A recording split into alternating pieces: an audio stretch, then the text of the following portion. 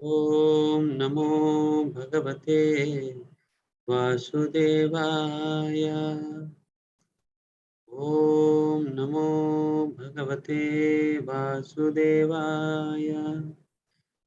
नारायणं नमस्कृत्य नरं चैव नरोत्तमं देवीं सरस्वतीं व्यासं ततो जयमुदीरये। नष्टप्रायेषु भद्रेषु नित्यं भागवत सेवया भगवत्युत्तमश्लोके भक्तिर्भवति नैष्टिकी। कृष्णाय वासुदेवाय देवकी नन्दनाय च नन्दगोपकुमाराय गोविन्दाय नमो नमः। नमो विष्णुपादाय कृष्णपृष्ठाय भूतले श्रीमते भक्तिवेदान्त स्वामिनिति नामिने नमस्ते सारस्वती देवे गौरवाणी प्रचारिणे निर्विशेष शून्यवादी पाश्चात्यदेशतारिणे मम ज्ञानतिमिरन्दस्य ज्ञानाञ्जनशलाकया चक्षुरुन्मिलितं येन तस्मै श्रीगुरवे नमः। श्रीचैतन्यमनोभीष्टं स्थापितं येन भूतले स्वयं रूपः तदा मह्यं ददाति स्वपदान्तिकं। वन्देऽहं श्रीगुरून् श्रीयुतपदकमलं श्रीगुरून् वैष्णवांश्च श्रीरूपं सागरजातं सहगण रघुनाथान्वितं तं सजीवं साद्वैतं सावधूतं परिजनसहितं कृष्णचैतन्यदेवं श्रीराधा कृष्णपादान् सहगण ललिता श्रीविशाखान्वितांश्च हे कृष्ण करुणा सिन्धो दीनबन्धो जगत्पते गोपेश गोपिका कान्त राधा कान्त नमोस्तुते। सप्तकाञ्चन गौरांगी राधे वृन्दावनेश्वरी वृषभानुसुते देवी प्रणमामि हरिप्रिये। वाञ्छाकल्पतरुभ्यश्च कृपा सिन्धुभ्येव च पतितानां पावनेभ्यो वैष्णवेभ्यो नमो नमः। जय श्री कृष्ण चैतन्य प्रभु नित्यानंद श्री अद्वैत गदाधर श्रीवासदि गौर भक्तवृंद। हरे कृष्ण कृष्ण कृष्ण हरे हरे, हरे राम राम राम हरे हरे। नमो विष्णुपदाय कृष्ण पृष्ठाय भूतले श्रीमते भक्तिवेदांत स्वामिनिति नामिने नमस्ते सारस्वती देवे गौरवाणी प्रचारिणे निर्विशेष शून्यवादी पाश्चात्य देशतारिणे।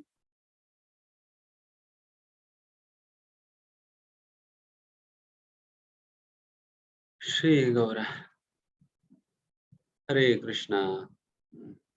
स्वागत सभी का।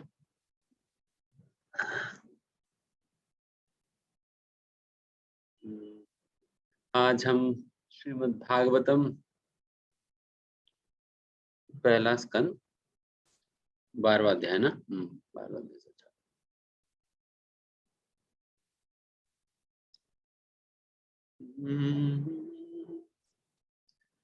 श्री शौनक उवाच अश्वत्थाम्नोपसृष्टेन ब्रह्मशीर्ष्णोरुतेजसा उत्तराया हतो गर्भा ईशेना जीवितः पुनः। अनुवाद पढ़िए। हरे कृष्ण प्रभु। शौनक मुनि ने कहा, महाराज परीक्षित की माता उत्तरा का गर्भ अश्वत्थामा द्वारा छोड़े गए अत्यंत भयंकर तथा अजय ब्रह्मास्त्र द्वारा विनिष्ट कर दिया गया, लेकिन परमेश्वर ने महाराज परीक्षित को बचा लिया।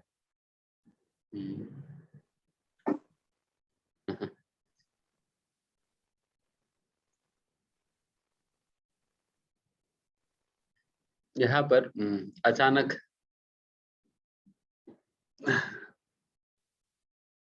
जिस प्रकार से कथा चल रहा था, अचानक कथा को एक अलग ही डायरेक्शन यहाँ पर दिया जा रहा है।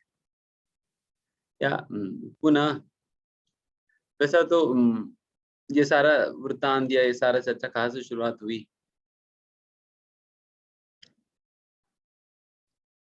सबसे पहला सुत गोस्वामी सौनकादि ऋषियों ने 6 प्रश्न पूछा भगवान सुत गोस्वामी से। उन 6 प्रश्नों को उत्तर तीसरा और चौथा अध्याय में, दूसरा और तीसरा अध्याय के अंतर्गत सुत गोस्वामी ने दे दिया। फिर उसके उपरांत चौथा अध्याय में 3 और प्रश्न पूछे थे। श्रीमद् भागवतम के विषय में और श्रीमद् भागवतम के श्रोता परीक्षित महाराज के विषय में और श्रीमद् भागवतम के वक्ता सुखदेव गोस्वामी के विषय में, इन तीनों के विषय में पूछते हैं। श्रीमद् भागवतम की वृत्तांत बताई गई थी, फिर उसका उपरांत एंड फिर उसके बाद परीक्षित महाराज का वृत्तांत बताने जा रहे थे। परीक्षित महाराज की जन्म कैसे हुई, उनके कार्य कैसे थे, उन्होंने शरीर कैसे छोड़ा, इसके विषय में बताना था।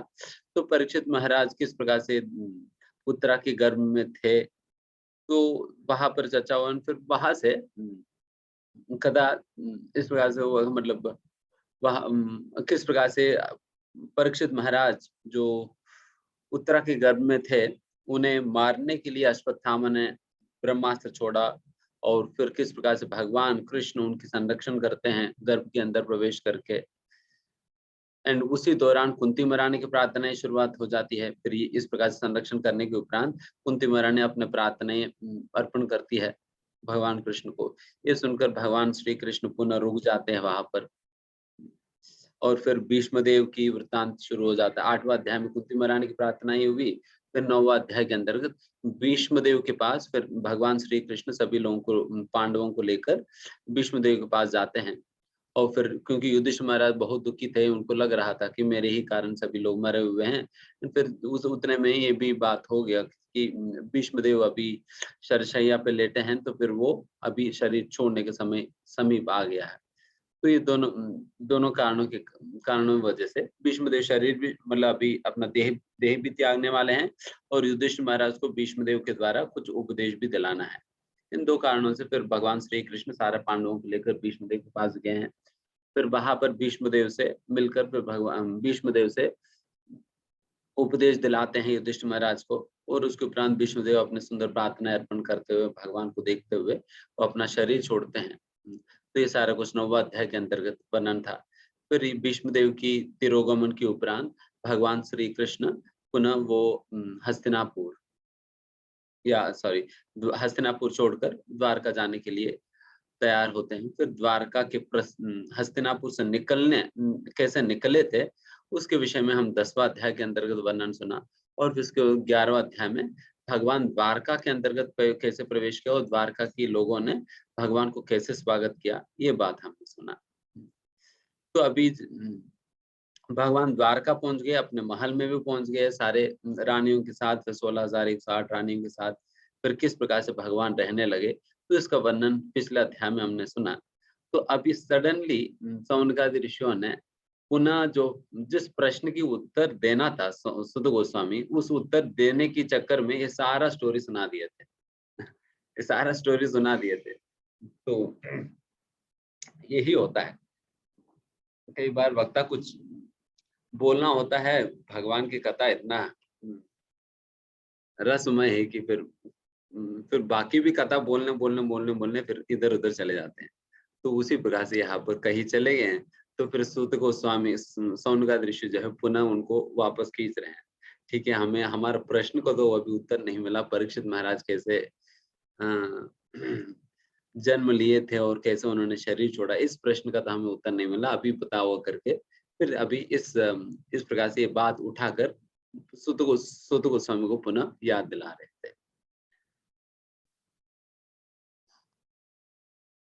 है ना? वही बात यहाँ पर कह रहे कि अश्वत्थामनो उपस्पृष्टेन, अश्वत्थाम के द्वारा छोड़ा हुआ ब्रह्मशीर्षणोरु तेजसा,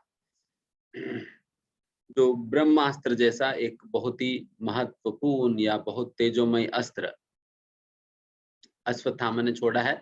उत्तराय हतो गर्भा, उत्तराय की गर्भ के अंदर जो परीक्षित महाराज को मारने के लिए छोड़ा गया था, बट फिर भी ईशेना जीवित पुनः, बट फिर भी ईशेना भगवान श्री कृष्ण के द्वारा परिरक्षित होने के कारण परीक्षित महाराज जो है सुरक्षित ही रहे, जीवित ही रहे।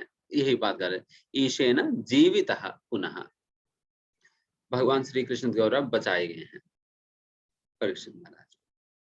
अभी फिर उसके आगे क्या होता है।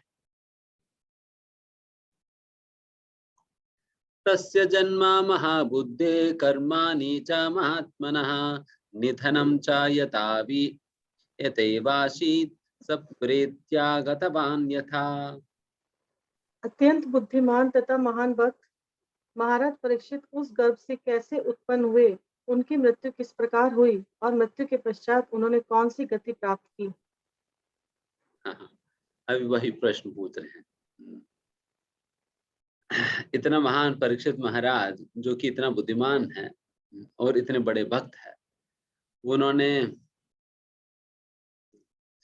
उस गर्भ से कैसे प्रकट हुए एंड फिर उनकी आगे जाकर मृत्यु कैसे हुई एंड मृत्यु के बाद उन्हें क्या प्राप्त किया, ये सारे बात यहाँ पर पूछा जा रहा है। वैसा इस तात्पर्य के अंदर एक संक्षिप्त रूप से प्रभुपाद जी सारा लगभग इस पूरा अध्याय का एक समरी दे ही देते हैं, किस प्रकार से शाप मिलना इत्यादि इत्यादि, बट हम बहुत डिटेल में यहाँ पर नहीं जाएंगे, फिर आगे जाकर हम चर्चा करेंगे।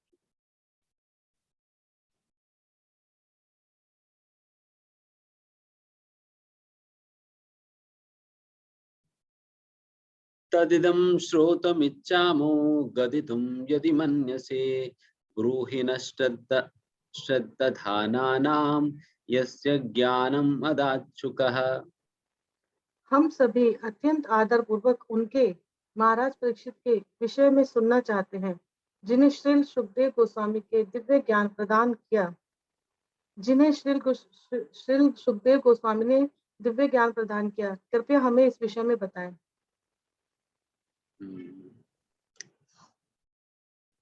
लोग बहुत आतुर थे परीक्षित महाराज की वृत्तांत के विषय में सुनने, इसलिए पुनः पूछ रहे कि हमें परीक्षित महाराज के विषय में सुनने का हमें इच्छा हो रही है, जिन्हें सुखदेव गोस्वामी ने ऐसा दिव्य ज्ञान दिया है।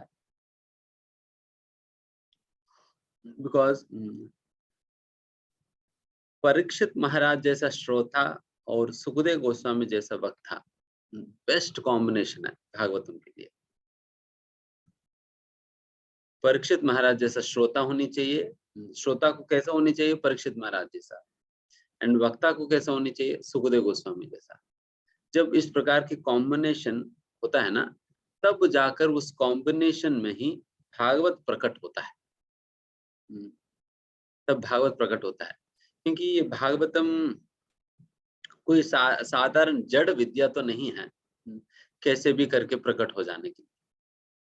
रादर इस प्रकार की जो इतना भक्तिमय भक्तिपूर्ण हृदय के साथ जब सुखदेव गोस्वामी बोल रहे हैं एंड फिर परीक्षित महाराज उतना समर्पण के साथ सबमिशन के साथ सुन रहे हैं, तो वैसा कॉम्बिनेशन में प्रकट होता है भागवत। तो इसलिए अगर जब भी हमें इस प्रकार से मौका प्राप्त हो,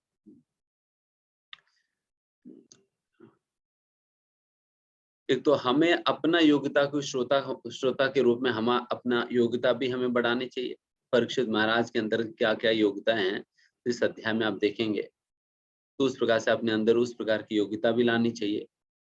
एंड साथ ही साथ हमें अगर शुद्ध भक्तों से श्रवण करने का सौभाग्य में प्राप्त हो, देन हमें निश्चित रूप से वैसा लोगों के पास जाकर हमें सुनना चाहिए।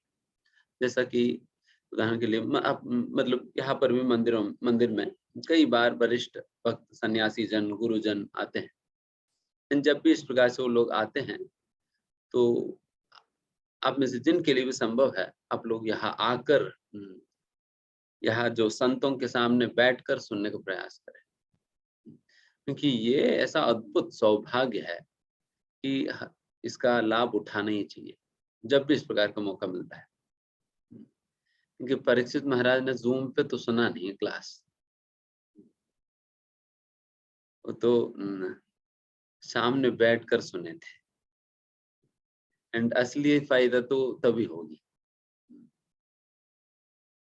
जूम पे तो फिर इधर उधर ही भटकते हुए लोग सुनेंगे, कभी मन इधर जाएगी, कभी मन उधर जाएगी, कभी कुछ सोचेंगे, कभी कुछ करते हुए कहाँ ध्यान लगेगी, कहाँ ध्यान लगेगी। इसलिए ही श्रील प्रभुपाद जी ने ये सुंदर व्यवस्था बनाया है। तो एक मंदिर का, इन मंदिरों की एक ही मकसद है, क्योंकि भगवान तो वैसे तो हर जगह है ही ना, भगवान तो हर जगह है, बट मंदिरों का मुख्य लाभ यही है कि मंदिर में बैठकर जब हम सुनते हैं, सुनने का व्यवस्था है, नहीं तो इतना बड़ा भव्य मंदिर बनाने का कोई मतलब ही नहीं है। अगर साधु को जब ही करना है, वो तो कहीं पर पेड़ के नीचे बैठ कर भी कर लेगा।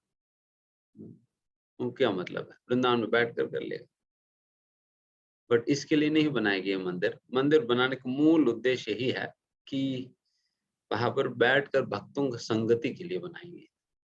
भक्तों की संगति मतलब इस प्रकार से भक्तों से सुनने के लिए जब इतना सुविधाजनक एक स्थान होता है, देन फिर लोग इच्छुक होते हैं, ठीक है हमें बैठने की व्यवस्था है। अगर किसी को कहा जाए प्रभु जी हम ना सिटी पार्क में पेड़ के नीचे कथा हो रही है, आ जाओ, देन कोई नहीं आएगा। देन कहेंगे प्रभु जी वही से लाइव कर देना, तो उस प्रकार से नहीं संभव है। तो इसलिए ही ये सारा व्यवस्था भी बनाई गई है।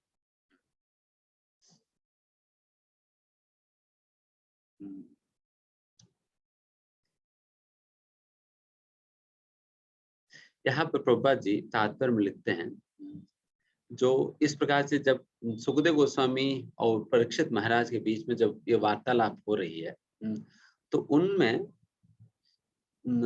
दोनों का, सुखदेव गोस्वामी का भी लाभ हो रहे हैं और परीक्षित महाराज का भी लाभ हो रहा है। वैसे तो कहा जाता है कि जब भी किसी प्रकार की भागवत कथा होती है, उस भागवत कथा के अंतर्गत 3 लोगों को लाभ प्राप्त होता है। सबसे पहला लाभ तो वक्ता को प्राप्त होगी, वक्ता को प्राप्त होगी। फिर दूसरा जो श्रोता है उनको लाभ प्राप्त होगी। एंड तीसरा जो प्रश्न पूछ रहा है तो उनको लाभ प्राप्त होगा। एंड तीसरा व्यक्ति उनको लाभ प्राप्त होगी जो इन दोनों के बीच की कन्वर्सेशन को जो सुन रहा है, जो दोनों के, जैसे अभी ये नैमिषारण्य के अंतर्गत ये वार्तालाप किन किन के बीच में हो रहे हैं, सुखदेव गोस्वामी और परीक्षित महाराज के बीच में। परीक्षित महाराज प्रश्न पूछ रहे हो, सुखदेव गोस्वामी उत्तर दे रहे हैं। बट इन दोनों की डिस्कशन को अनेक लोग वहां पर बैठकर सुन भी रहे थे। यहाँ तक भी व्यास देव, नारद मुनि इत्यादि लोग भी वहां पर बैठकर सुन रहे थे, तो उनको भी लाभ प्राप्त होता है।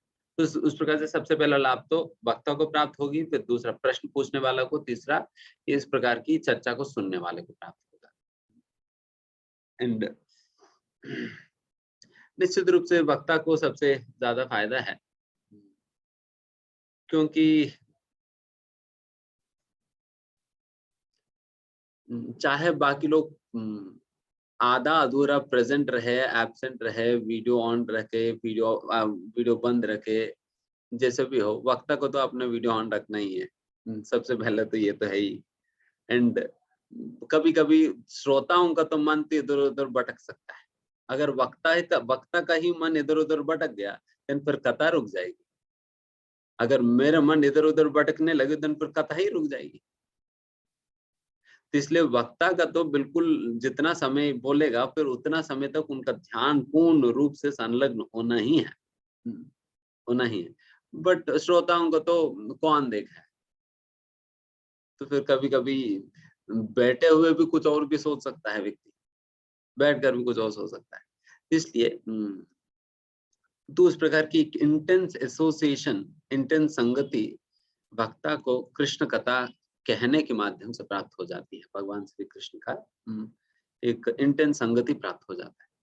इसलिए वक्ता को उस प्रकार से एक बहुत बड़ा लाभ प्राप्त होता है जब भी इस प्रकार से भागवत कथा या भागवत चर्चा होती है। एंड उसके बाद तो जो प्रश्न पूछ रहे हैं तो उनको भी लाभ प्राप्त होगा। बट देखिए अल्टीमेटली लाभ किसके ऊपर आधारित है, फिर आगे जाकर चर्चा होगी, उसमें और पता चलेगा। इसलिए परीक्षित महाराज, सुखदेव गोस्वामी को कीर्तन के आचार्य कहा जाता है और परीक्षित महाराज को श्रवण के आचार्य कहा जाता है। तो वैसा नवविधा भक्ति के अंतर्गत श्रवण, कीर्तन, विष्णु स्मरण, पाद सेवन, अर्चन, मंदिरम, दासन, सत्यम, आत्म निवेदन, ये नवविधा भक्ति है। इन नवविधा भक्ति के अंतर्गत हर एक अंग के लिए एक विशेष आचार्य होते हैं। जैसे उदाहरण के लिए दास्य रस का आचार्य है हनुमान जी, दास्य रस के आचार्य हनुमान जी। उसी प्रकार से श्रवण के आचार्य है परीक्षित महाराज। क्योंकि उन्होंने ऐसा श्रवण करा कि बिल्कुल सच में वो सबमिशन और वो अटेंटिवनेस सब कुछ परीक्षित महाराज के अंतर्गत दिखाई पड़ेगा। आप पूरा भागवत के अंतर्गत जब आप पढ़ेंगे, परीक्षित महाराज की पर्सनालिटी के विषय में आप जानने का प्रयास करिए, देन आपको बहुत ही अच्छा लगेगा परीक्षित महाराज कितना अच्छा श्रोता है, कितना अच्छा ऑडियंस है। एंड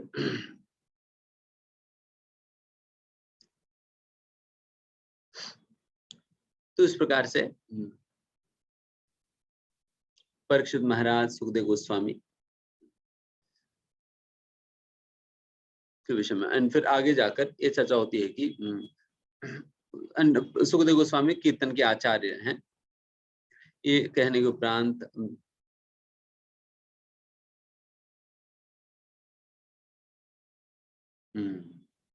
ये बहुत महत्वपूर्ण बात प्रभुपाद जी करें। Transcendental realization is attained by such serious hearing and chanting and not otherwise.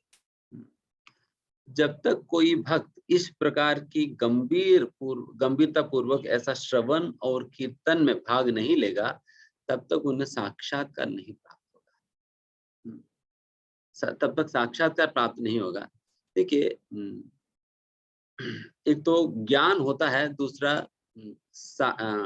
एक तो नॉलेज है, दूसरा रियलाइज नॉलेज है। नॉलेज मतलब आपको पुस्तकों के अंतर्गत मिल जाएगी, पुस्तकों के अंतर्गत मिल जाएगी, जो आप पढ़ेंगे, सीखेंगे। बट रियलाइज नॉलेज प्राप्त करना है तो जब तक हम unless and until we put ourselves in such a situation, जब तक हम अपने आप को ऐसा श्रवण कीर्तन में नहीं लगाएंगे गंभीरता पूर्वक, तब तक वो साक्षात्कार नहीं मिलेगा, तब तक साक्षात्कार नहीं मिलता है। इन खास करके जब व्यक्ति सेवा करेगा,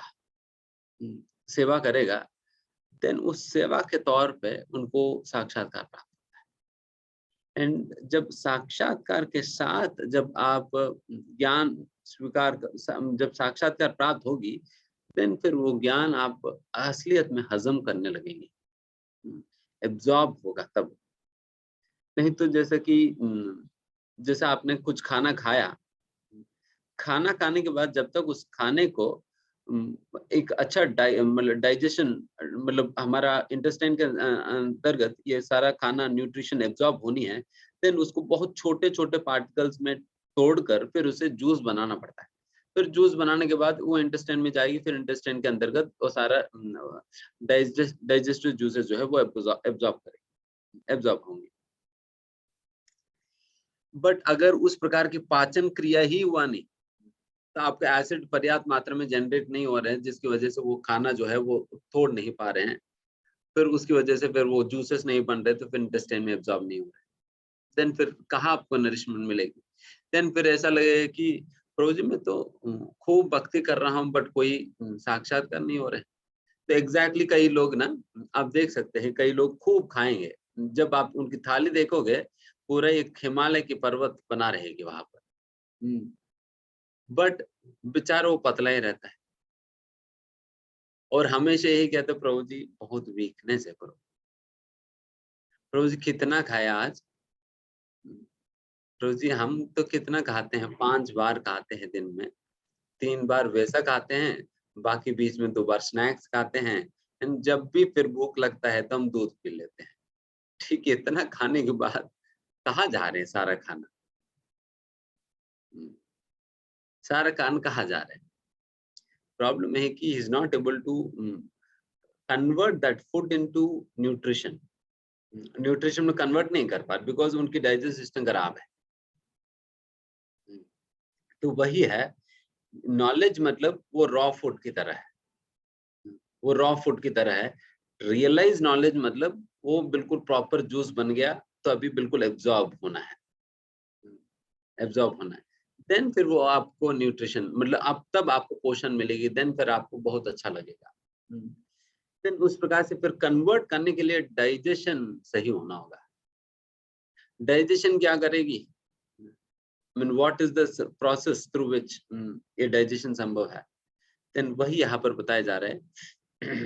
When we put ourselves in such a association, जब हम अपने आप को वैसा संगति में रखेंगे जहां पर ये श्रवण और कीर्तन बहुत गंभीरता पूर्वक करने वालों लोगों के बीच में जब हम अपने आप को रखेंगे, एंड साथ ही साथ जब सेवा ये करेंगे, देन वो सेवाओं के तौर पर, ऐसा श्रवण कीर्तन के तौर पर, वैसे संगति में श्रवण कीर्तन के तौर पे, देन हमारा सारा खाना जो हमने ज्ञान एकत्रित किया है वो सारा कुछ पचने लगेगा।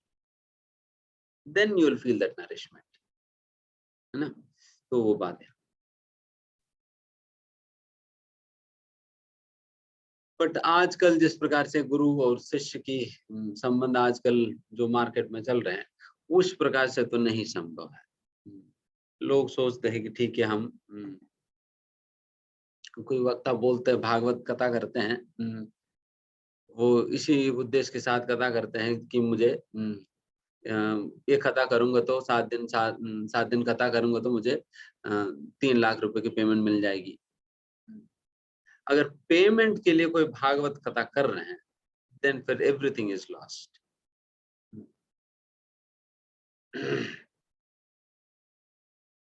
क्यों? इसलिए हमारे शास्त्रों के अंदर क्लियरली बताया जाता है, अवैष्णवा मुकोद्गीतम।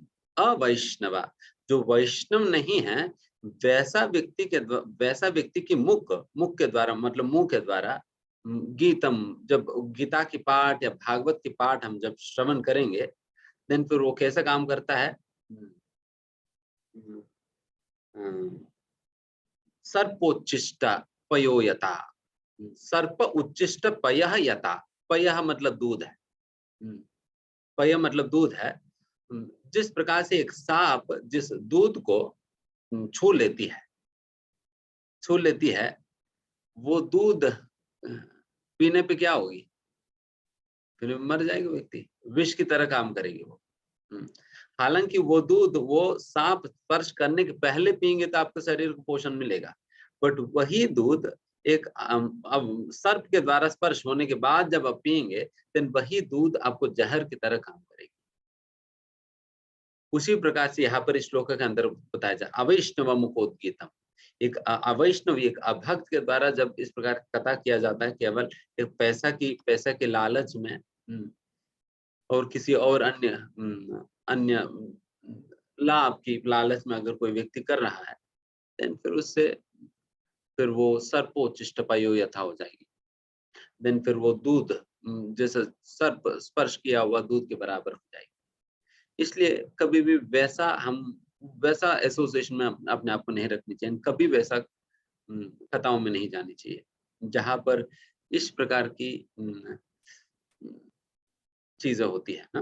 डेफिनेटली बहुत एक्सपर्ट तरीके से लोग करते हैं, बहुत सुंदर प्रकार से गाना गाएंगे, फिर म्यूजिक भी होगा, बहुत एक रुलाने की तरह से फिर लोग कराएंगे, बेचारे वो खुद भी रोने लग जाएंगे, लोगों को भी रुला देंगे। बट लोग उठते ही सारा कुछ वही कवई झाड़ कर निकल जाएंगे। जैसा कभी जब वो नीचे बैठते हैं ना, बैठने के बाद जब कोई व्यक्ति उठता है, तुरंत अपना पीछे को झाड़ देता है। फिर जैसा उन्होंने झाड़ा, सारा कुछ वही उतर गया। तो उसी प्रकार से सब कुछ उतर जाएगी वैसे, है ना। इसलिए फिर ऐसा कथाएं कितने भी हो, फिर भक्त तो नहीं बन पाएगा। इसलिए ही यहाँ पर उस प्रकार की कथा श्रवण करने से हमें मना की गई है। तभी तो हम बार बार कहते भी है ना कि मतलब हम बहुत ज्यादा इधर उधर हम नहीं पढ़ना चाहिए शुरू, क्योंकि हम सबसे पहले तो हम पहचान ही नहीं पाएंगे कि भक्त कौन है, वैष्णव कौन है, पहचान नहीं पाएंगे। इसलिए उस स्थिति में हमें अपने आप को थोड़ा सा रिस्ट्रिक्टेड वे में रखनी चाहिए, नहीं तो फिर जितना आपने सुना समझा सब कुछ सारा फैल जाएगी, तो ये बहुत दिक्कत होगी। एंड फिर उसके आगे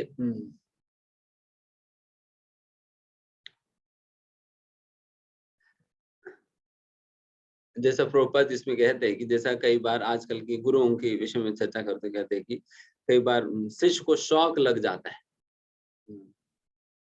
एज इफ गुरु कुछ करंट पास किया और शिष्य को शौक लग गया। बट यहाँ पर आप देख सकते हो सुखदेव गोस्वामी ने कुछ करंट पास नहीं किया और परीक्षित महाराज को कुछ शौक भी नहीं लगा। सुखदेव गोस्वामी सिंपली भागवत बताए थे एंड सुखदेव गोस्वामी उसे ध्यान पूर्वक सुने थे, बस इतना ही हुआ वहां पर। भक्ति पूर्वक सुखदेव गोस्वामी सुनाया और फिर परीक्षित महाराज ने ध्यान पूर्वक उन्होंने सुना। The king did not feel any shock of electric current from the master.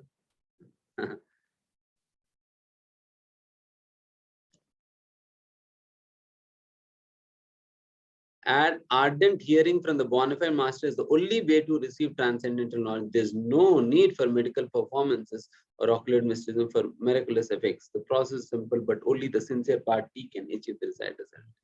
यहाँ पर बताया जा रहा है कि प्रभुपाद जी कहते हैं कि केवल और केवल जब एक व्यक्ति ऐसा गंभीरता पूर्वक बैठकर ध्यान से श्रवण करेगा श्रद्धा के साथ, देन फिर उन्हें ऐसा दिव्य ज्ञान प्राप्त होगा, दिव्य ज्ञान प्राप्त होगा। एंड प्रभुपाद कहते हैं इस प्रकार के दिव्य ज्ञान प्राप्त करने के साक्षात्कार केवल और केवल जो गंभीर भक्त है उन्हें ही मिलेगी। If you are not sincere then forget, then नहीं मिलने वाला। Sincerity is very very important. Sincerity सबसे एक महत्वपूर्ण चीज है जो कि भक्ति के अंतर्गत निश्चित रूप से होना ही चाहिए, तभी जाकर एक व्यक्ति भक्ति में आगे बढ़ सकता है। अगर सिंसियरिटी नहीं है, सीरियसनेस नहीं है, देन छोड़ो, देन फिर बहुत समय लगेगी भक्ति में एडवांस कर। डेफिनेटली प्रगति तो होगा, कुछ तो होगा प्रगति, बट जिस स्पीड से होनी चाहिए उस स्पीड से कभी नहीं होगा। अगर हमें स्पीड से एडवांस करनी देन फिर वो सिंसियरिटी और सीरियसनेस बहुत जरूरी है। सिंसियरिटी का मतलब क्या है? सिंसियरिटी क्या होता है, या गंभीरता का क्या होता है? गंभीर भक्त मतलब क्या होता है? देखिए, सिंसियरिटी का मतलब इतना है कि व्यक्ति वो अपने पूरा क्षमता के साथ जो भी कहा जा रहा है उसे पालन करने का प्रयास करेगा। मतलब वो कर पा रही या नहीं कर पा रही इससे मतलब नहीं है, वो अपना पूरा प्रयास कर रहे हैं नहीं, ये इससे मतलब है। क्योंकि लोगों की अलग अलग परिस्थितियां हो सकता है, अलग अलग परिस्थिति हो सकता है। उन परिस्थितियों की वजह से एक व्यक्ति 100% उस प्रकार से कर नहीं भी पाए, बट वो उन्होंने अपना पूरा क्षमता लगा दिया, देन फिर निश्चित रूप से उनको भगवान की कृपा मिलेगी, कृपा मिलेगी। तो हमें बस इतने इंश्योर करना होता है भक्ति के अंतर्गत कि हम सिंसियर रहे। सिंसियर रहने का मतलब हम अपने 100% भगवान की सेवा में दें। और आपके 100%, मेरा 100%, किसी और का 100%, सभी का 100% अलग अलग हो सकता है। हो सकता है कि मेरा 100% मतलब 64 माला हो सकता है, आपकी 100% मतलब 32 माला हो सकता है, किसी और के 100% मतलब 20 माला हो सकता है। तो भगवान यही देखेंगे, आप अपना 100% दे रहे हैं, बट इसका मतलब ये भी नहीं कि दिन भर अपने आप को व्यस्त रखा और फिर कहेंगे प्रभु जी हमारा 100% मतलब 4 माला है। तो अगर इस प्रकार से अपने आप को धोखा देंगे, देन फिर धोखा खाएंगे।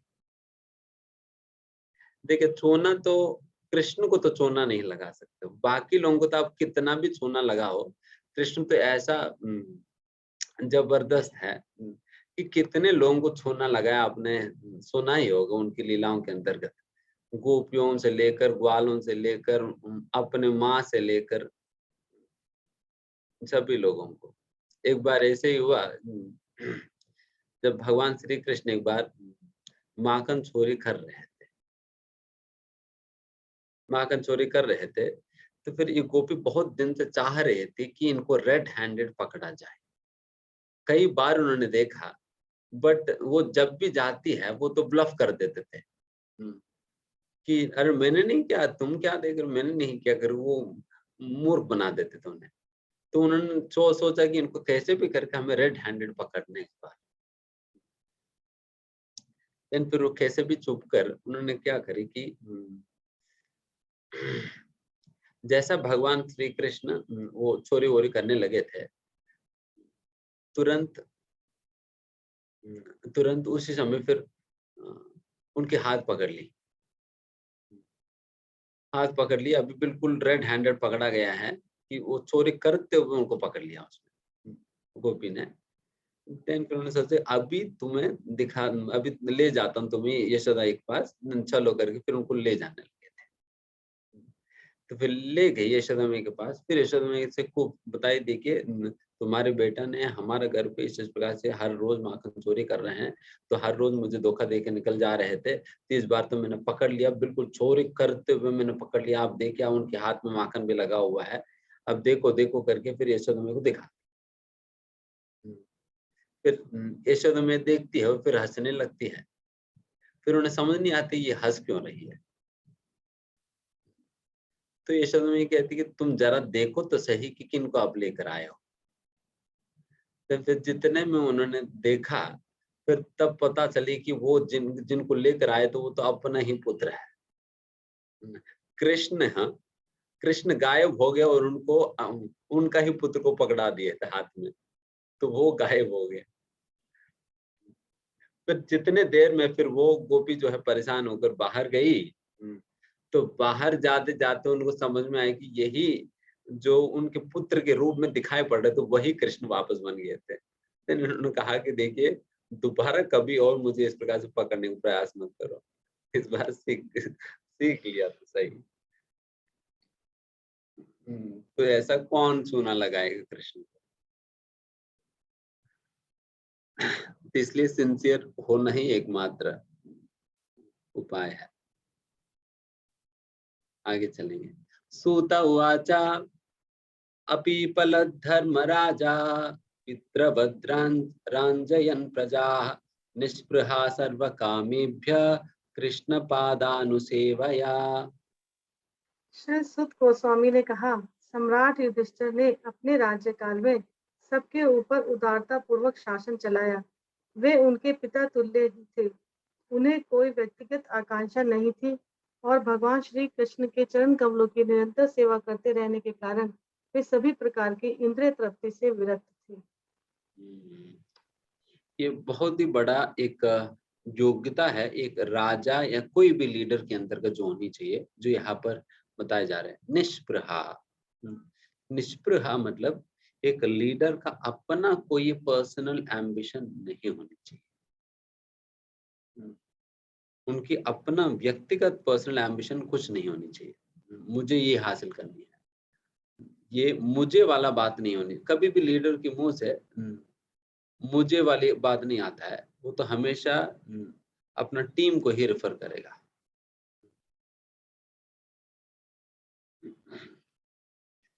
उनका एक असलियत में एक लीडर का एकमात्र यही लक्ष्य होता है, सारे प्रजा का आनंद। इफ प्रभुपाद जी एक स्थान पर क्लियरली बताते हैं, politics means planning for one's own enjoyment. देखिए कितना सिंपल डेफिनेशन है पॉलिटिक्स का। Politics means planning for one's own sense gratification. हमारा व्यक्तिगत इंद्रिय तृप्ति का योजना बनाना ही राजनीति है। राजनीति का मतलब यही है बस, सिंपल कंप्लीट डेफिनेशन है। बट एक असलियत में राजा का कभी भी अपना व्यक्तिगत इंद्रिय तृप्ति का इच्छा नहीं रहती है। जैसे यहाँ पर कहा निष्प्रहा, उनका एकमात्र उद्देश्य ही रहता है, मैं कैसे अपने प्रजा को सुखी करूं। His one and only one motivation यही है कि मैं अपना प्रजा को कैसे मैं सुखी रखूं। एंड सुखी रखने के विषय में भी आजकल के लोगों को तो काफी एक संकुचित धारणा है, बट जो परीक्षित महाराज के विषय में जो आप बताया जा रहे हैं उनका बहुत ही विकसित धारणा है। इसका मतलब ये है कि he understands the art of making people happy। उनको कला भी पता है कि अच्छा मैं सारा प्रजा को सुखी करना चाहता हूँ, उनको सुखी करने के क्या विधान है। आजकल लोगों को तो पता नहीं, उनको तो लगता है कि अगर सभी लोगों की एक दारू की बोतल बांट दी जाए सभी लोग खुश हो जाएंगे। तो इसलिए इलेक्शन के समय सभी लोगों को बिठाकर दारू पिलाते हैं। तुम दारू पियो और फिर ये 1000 रुपये पकड़ लो, मुझे वोट दो। तो इस प्रकार से उनको लगता है कि इस प्रकार से पिला देने से, पैसा दे देने से खुश हो जाए। तो वैसे ही लोग गवर्नमेंट में भी कई बार स्कीम्स के नाम पे पैसे बांटने लगते हैं, तो सभी लोग खुश हो जाएंगे। बट प्रजा को खुश करने का तरीका ये नहीं है। एंड ये तरीका क्या है करके भी व्यक्ति को कब पता चलेगा, जब इस प्रकार से जब परीक्षित महाराज के विषय में बताइए, कृष्ण पादानुसेवया, कृष्ण पादा अनुसेवया, जब भगवान श्री कृष्ण की चरण कमलों की निरंतर सेवा में जब परीक्षित महाराज लगे थे, उस प्रकार की सेवा के कारण उनको ददामि बुद्धि योगम तुम, उनको भगवान ने बुद्धि दिया कि किस प्रकार से प्रजा को सुखी करा जा सकता है। इसलिए व्यक्ति को राजा भी होनी चाहिए, ऋषि भी होनी चाहिए। इसलिए परीक्षित महाराज, युधिष्ठिर महाराज जैसे राजाओं को राज ऋषि कहा जाता है। राजा ऋषि मतलब जो राजा भी है, एट द सेम टाइम वो ऋषि भी है, इसलिए उन्हें सेंटली किंग्स कहा जाता है। सेंटली किंग्स बिकॉज उनको वो भक्त भी है, राजा भी है, दोनों साइमल्टेनियसली। एंड राजा जैसे परीक्षित महाराज यहाँ पर कृष्ण पादान सेवा, हमेशा भगवान श्री कृष्ण के चरण कमलों की सेवा में हमेशा लगा रहते थे। एंड इस प्रकार से जब व्यक्ति सेवा करेगा, देन उन्हें बुद्धि मिलेगा कैसे हम प्रजा का पालन करें, कैसे हम उन्हें सुखी कर सकते हैं, क्या है, ये सारे बातें उन्हें पता चलेगी। एंड तब उस विधि विधान के अनुसार, भगवान की योजना के अनुसार वो सभी प्रजा को उस प्रकार से पालन करके वो सभी लोगों को खुश रख सकते हैं। अन्यथा देखिए, मतलब जब राजा की बात किया जा रहा है, आप ये मत सोचिए कि ठीक है मैं तो राजा नहीं हूं तो मेरे लिए क्या मतलब है। सभी अपने अपने घर के राजा हैं। हर घर में एक राजा होते हैं। तो जो भी घर के मुखिया है तो वो राजा ही है ना, चाहे प्रजा 3 ही लोग हो, 3 लोगों को तो राजा है ही। तो वहां पर परीक्षित महाराज के पास तो पूरा दुनिया पड़ा था, तो आज हमारे पास हो सकता है केवल 3 ही लोगों का राज हम पालन कर रहे हैं, 4 दीवारों के बीच में। 4 दीवारों के बीच में हमारा जो विशाल राज्य हम संभाल रहे हैं। एंड उसी में ही इतने सारे झगड़े, इतने सारे प्रॉब्लम, ये वो सारा कुछ। What is the reason? इन सारे चीजों क्या कारण है? सारी चीजों की एक ही कारण, जैसे यहाँ पर कहा जा रहा है, कृष्ण पादानुसेवी, ये ठीक से नहीं हो रहा है। भगवान श्री कृष्ण की चरण कमलों की सेवा नहीं हो रही। देखिए, बात यही है कि when we have a higher mission in life, जब हमारा जीवन के अंतर्गत एक ऊंचा उद्देश्य होगा, देन सारे बातें छोटे छोटे लगेंगी।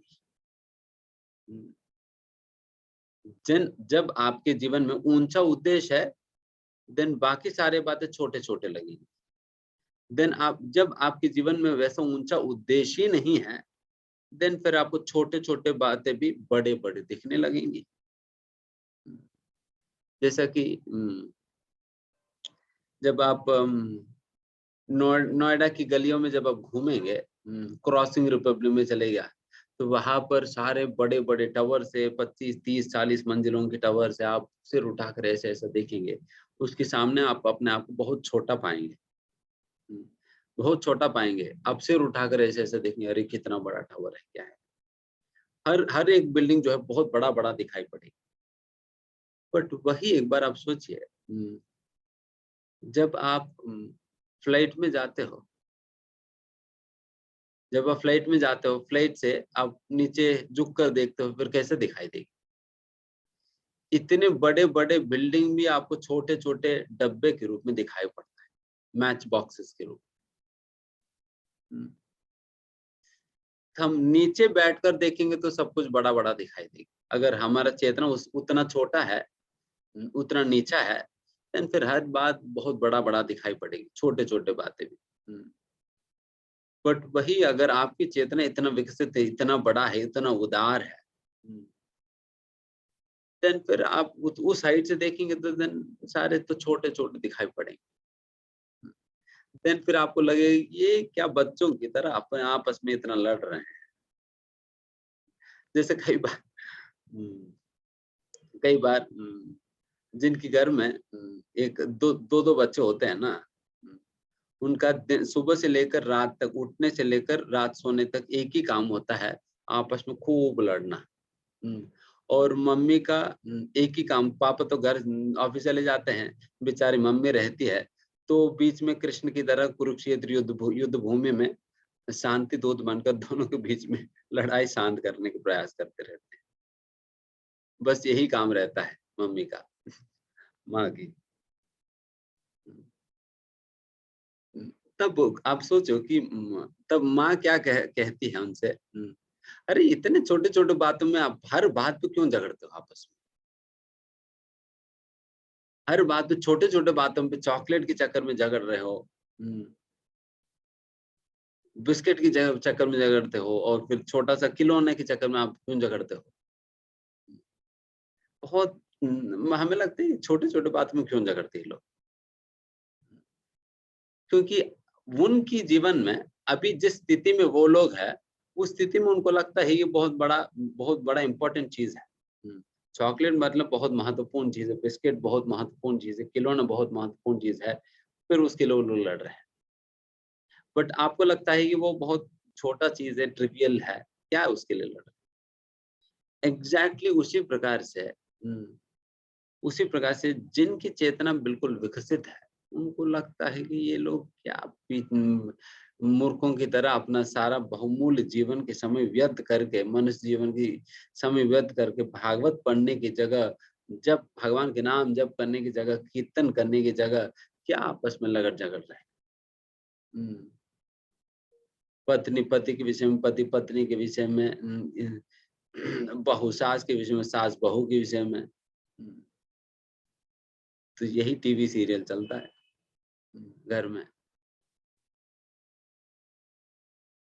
तो ये टीवी सीरियल तब तक चलेगी, इसका भी ये टीवी सीरियल कभी समाप्त नहीं होता, ये तो अनलिमिटेड एपिसोड है। अनलिमिटेड एपिसोड है, चलता ही रहता है। बट ये बंद हो जाएगी जब हम अपना चेतना को ऊपर उठाएंगे। चेतना को जिस दिन आपने ऊपर उठा लिया, देन आपको लगता है अच्छा मैं ही झगड़ रहा हूँ इस प्रकार से, देन फिर आपको कोई बातें बहुत ज्यादा मायने नहीं रखती। एंड उस प्रकार से अपने चेतना को ऊपर उठाने के लिए ही श्रीमद् भागवतम है। जब श्रीमद् भागवतम पढ़ेंगे, देन आप देखिए परीक्षित महाराज को तो पूरा का पूरा शाप दे दिया, मरने की शाप दे दिया, बट फिर भी परीक्षित महाराज जगड़ने नहीं गए, जगड़ने नहीं गया, ना उल्टा कोई शाप नहीं दिया, बल्कि उन्होंने स्वीकार कर लिया जो भी काल के प्रभाव से भगवान की योजना के अनुसार जो कुछ भी मेरे जीवन में मुझे प्राप्त हो रहे हैं, मुझे स्वीकार है। तो बिल्कुल स्वीकार करके फिर आगे बढ़े थे, वो जगड़ने नहीं गए थे, बिकॉज उनकी वैसा बहुत ऊंचा चेतना था।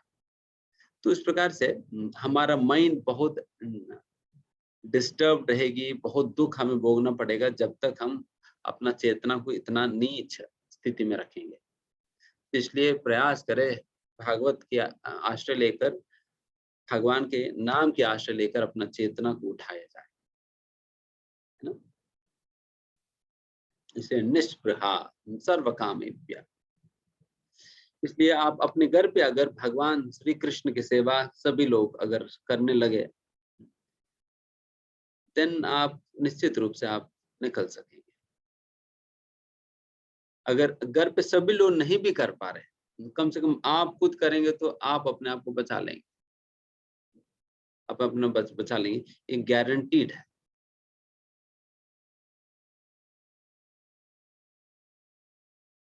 एंड यहाँ पर एक और विशेष बात कहा जा रही है कि पितृवत रंजयन प्रजा। यहाँ पर प्रजा शब्द जो होता है ना, प्रजा मतलब प्रकृष्टेन जायते, जायते मतलब जो जन्म लेते हैं, प्रकृष्ट रूपेण मतलब जो कोई भी जो जन्म लेता है उन्हें प्रजा ही कहा जाता है।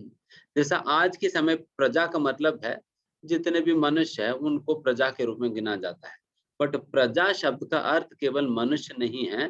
प्रजा शब्द के अर्थ है जो कोई भी जन्म लेता है, चाहे वो पशु हो, पक्षी हो, पेड़ हो, पौधे हो, या नहीं तो एक पानी के अंदर मछली भी क्यों ना हो, सभी का सभी ही प्रजा के अंतर्गत ही गिना जाता है।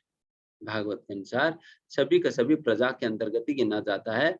एंड इसलिए जब एक राजा जो प्रजापति होता है, उनका ये कार्य होता है केवल मनुष्यों का ही संरक्षण इत्यादि चीजें करने की नहीं, बल्कि सारे प्रजा का देखभाल करने की उनके ऊपर रिस्पॉन्सिबिलिटी रहता है। चाहे वो जानवर हो, पशु हो, पेड़ हो, मछली हो, कोई भी क्यों ना हो, सभी का ही संरक्षण करना होगा। बट आज के समय पे लोग क्या करते हैं, केवल सोचते हैं कि प्रजा मतलब मनुष्य, और मनुष्यों के संरक्षण करने के लिए चाहे बाकी लोगों को हम मार भी दिया जाए, जानवरों को मार देते हैं, गायों को मार देते हैं, मार पीट करके भी मनुष्यों को खूब खिलाने का प्रयास किया जा रहा है। बट ये राजा नहीं होता। राजा मतलब पशुओं को भी वो संरक्षण देगा, पशुओं को भी संरक्षण देगा, है ना, दोनों ही।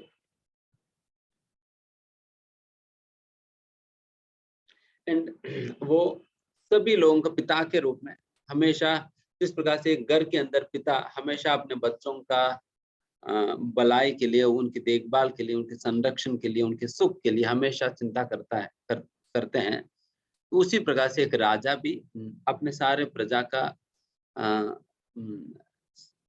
का सुख के लिए, उनकी भलाई के लिए हमेशा चिंता करते हैं। Is always concerned with the happiness of his subordinates.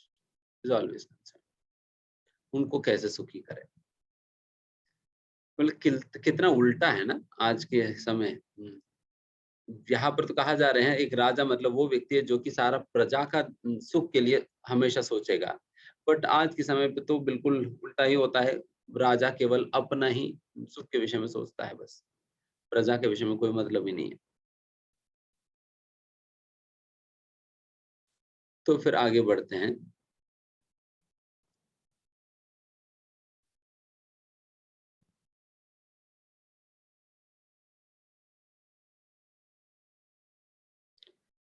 संपदकृतवो लोका महीषी भ्रातरो मही जम्भू जम जम्बूद्वीपाधिपत्यं च यशश्च त्रिदिवं गतम्।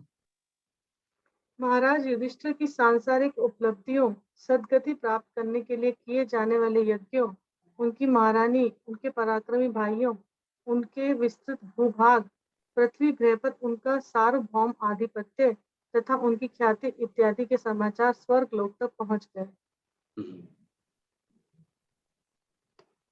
महाराज युधिष्ठिर जब राज क्या करते, महाराज युधिष्ठिर की ख्याति चारों दिशाओं में फैल चुकी है। यहाँ तक भी स्वर्ग लोक में भी और फिर अन्य लोकों में भी महाराज युधिष्ठिर महाराज की कीर्ति फैल चुकी है। एंड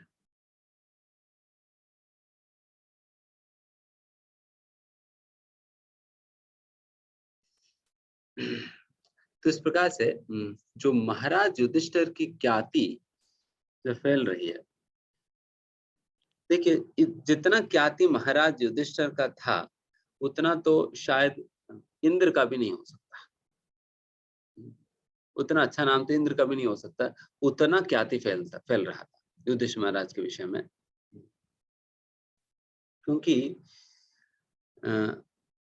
जो लोग भगवान श्री कृष्ण की असलियत में भक्त बनते हैं, असलियत में ख्याति तो अगर कहा जाए तो उन्हीं का है, उन्हीं का है। उनकी शास्त्र मतलब इस प्रकार से कहावत है कि प्रतिष्ठा नारी सदा कुंवारी कर। प्रतिष्ठा नाम की नारी है, स्त्री, वो हमेशा कुंवारी ही रह जाता, मतलब उनकी शादी कभी नहीं होता। प्रतिष्ठा नाम की जो स्त्री है उनकी शादी कभी नहीं होता। क्यों नहीं होता है, क्या है इसके विषय में कि कुछ लोग जो है प्रतिष्ठा से शादी करने के लिए प्रतिष्ठा के पीछे पड़ते हैं। प्रतिष्ठा से शादी करने के लिए प्रतिष्ठा के पीछे पड़ते हैं और फिर उन लोगों से बचते हुए प्रतिष्ठा जो है भाग जाती है। उनकी हाथों में नहीं फंसना है करके वहां से प्रतिष्ठा भाग जाती है। एंड दूसरी ओर जिनके पीछे प्रतिष्ठा पड़ती है वो प्रतिष्ठा को देखकर भाग जाते हैं। ये कौन सा लोग है, कौन सा विचित्र लोग है जो कि प्रतिष्ठा को देखकर भाग रहे हैं? वो है भगवान के भक्त। भगवान के भक्त असलियत में क्या है कि वो प्रतिष्ठा से भागता है। क्योंकि उन्हें पता है कि अगर प्रतिष्ठा मैं स्वीकार करूंगा, कहीं ना कहीं अगर मेरे अंदर घमंड आ जाएगी, देन फिर घमंड आएगी तो कृष्ण छोड़कर चले जाएंगे। घमंड आएंगे तो कृष्ण छोड़कर चले जाएंगे। इस डर के कारण वो प्रतिष्ठा से ही भागने लगते हैं। मुझे कृष्ण को दूर नहीं करना है, देन प्रतिष्ठा मुझे तो नहीं चाहिए, ऐसा प्रतिष्ठा जो मुझे कृष्ण से अलग करेगी वैसा प्रतिष्ठा नहीं चाहिए करके चले। क्योंकि जहां जिस हृदय में भी थोड़ा सा भी घमंड रहता है ना, भगवान श्री कृष्ण को बहुत एलर्जी है। जैसे सभी लोगों को कुछ एलर्जी होता है, भगवान श्री कृष्ण को थोड़ा सा एलर्जी है प्रतिष्ठा को लेकर। इसलिए जहां पर भी थोड़ा सा प्रतिष्ठा देखते हैं, देन वहां से भगवान थोड़ा दूर रहते हैं। अब देखिए यहाँ तक भी श्रीमती राधा रानी के अंतर्गत भी रास लीला में एक समय पर एक ऐसा विचार आने लगे राधा रानी के अंदर की, भगवान श्री कृष्ण तो मेरे ही साथ है, मेरे ही साथ है करके वो अपने भाग्य की सराहना करने लगी। जैसा उनके मन में ये विचार आई, भगवान श्री कृष्ण बाकी लोगों के साथ नहीं, मेरे साथ ही है करके, उसी क्षण भगवान वहां से गायब हो जाते। उसी क्षण राधा रानी से भी गायब हो गए। जब प्रतिष्ठा की वजह से जब राधा रानी को भी छोड़ सकते भगवान, देन हम गायब, हमें तो वैसे ही छोड़ देंगे भगवान। तो प्रतिष्ठा बिल्कुल जमता नहीं है। एंड इसलिए ये बात भक्त जानता है, तो इसलिए भक्त जो है कभी भी इस प्रतिष्ठा के पीछे नहीं पड़ते, बल्कि प्रतिष्ठा से दूर भागते हैं। जैसे कि माधवेंद्र पुरी जब कीरा चोर गोपीनाथ की कहानी में, जैसे हम सुनते हैं ना, कीरा चोर गोपीनाथ कहानी में हम पता चलता है कि माधवेंद्र पुरी को खीर खाने की इच्छा होती है, बट फिर माधवेंद्र पुरी अपने आप को कोसते करे, भगवान को भोग भी नहीं लगाई गई हैं, मैं क्यों इसका स्वाद लेने का चाह रहा हूँ। क्योंकि वो इसलिए स्वाद लेना चाह रहे ताकि वो अपने भगवान के लिए भी इस प्रकार के भोग बनाकर खिला सके। इस प्रकार की इच्छा के साथ वो सोचते हैं कि मुझे इस खीर को चखने की मुझे मौका मिल जाए, देन मैं भगवान गोपाल जी के लिए मैं बनाकर खिलाऊंगा करके। देन फिर उनको लगता है कि अरे ये बहुत बुरा विचार मेरे मन में आई है, भगवान को भोग लगाने के पहले ही मैं उसे खाने की इच्छा में कर रहा हूँ, कितना भोगी हूं मैं करके अपने आप को कोसते हुए वहां से निकल जाते हैं दुखी होकर। देन भगवान को तो पता है ना कि माधवेंद्रपुरी को खीर खाना था करके। देन भगवान ने क्या करा, भगवान ने भगवान को उस मंदिर में, ये उड़ीसा में होता है मंदिर, उस मंदिर में छोटे छोटे मटके में वो खीर भोग लगाया करते थे। एंड उन मटकों में 2 मटके जो है भगवान अपना धोती के नीचे छुपाते थे। और पुजारी जो है बाकी सारा मटका उठाकर ले जाते हैं, 2 मटके तो भगवान अपना धोती के नीचे छुपा दिया। फिर पुजारी जो है सारा कुछ खीर वीर लेकर बांटने के बाद फिर वो चले जाते, रात हो गए तो वो बंद करके चले जाते। फिर रात को पुजारी के सपने में भगवान प्रकट होकर भगवान कहते हैं उनसे कि देखो मेरा भक्त माधवेंद्रपुरी मेरा भोग लगाया हुआ खीर खाना चाहता है, तो इसलिए तुम जाकर खीर दे देना। देन पुजारी पूछता, सपने में पूछ रहे हैं पुजारी, अरे अभी तो खीर तो खत्म हो गया, वो खीर कहाँ से दे। फिर भगवान कह अरे चिंता मत करो, मैंने कुछ छुपा कर रखा हूँ। आप अगर मंदिर जाओगे ना, दरवाजा खोलेंगे और मेरा धोती उठाकर देखो, उसके नीचे 2 मटके मिलेंगे। 2 मटके बिल्कुल पूरा भरा हुआ है खीर। तो वो दोनों जाकर आप ये कब बीच रात को भगवान बोल रहे हैं उस पुजारी को। पुजारी तो बिल्कुल चकित हो गए, ये क्या चल रहा है। आज तक भगवान कभी सपने में आए नहीं, अभी सडनली भगवान क्या हो गया, भगवान सपने में आ रहे, वो चकित हो गए। भगवान कहने लगे, देखिए मेरा भक्त माधवेंद्रपुरी जो है वो मार्केट में बैठकर वो जप कर रहे हैं, तो वो थोड़ा सा दुखी है, तो उन्हें ले जाकर आप ये खीर दे देना। इस प्रकार से कहने पे वो पुजारी जाता है, जाकर फिर देखने पे उन्हें मिल जाता है दोनों मटके। देन फिर दोनों मटके ले जाकर फिर दौड़ कर जाते हैं, फिर माधवेंद्रपुरी करके चिल्लाते चिल्लाते पहुंचते हैं।